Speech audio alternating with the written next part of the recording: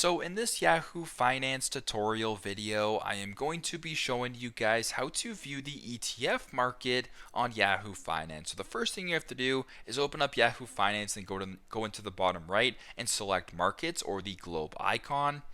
So at the top here in the top left, you have the US market, the Europe market, or the Asia market. So for example, if you wanted to view the Europe market, for instance, just press on Europe right here, then just scroll all the way down, to the bottom until you come across, currencies right here. Keep scrolling to where it says commodities. Keep scrolling, and then actually here, but in the US here, we actually do have ETFs that you can look at. So just simply go to the top left here, press on US, and scroll all the way down until you come across the option that says just past commodities. It says mutual funds. Keep scrolling to where it says ETFs. So some popular ETFs here.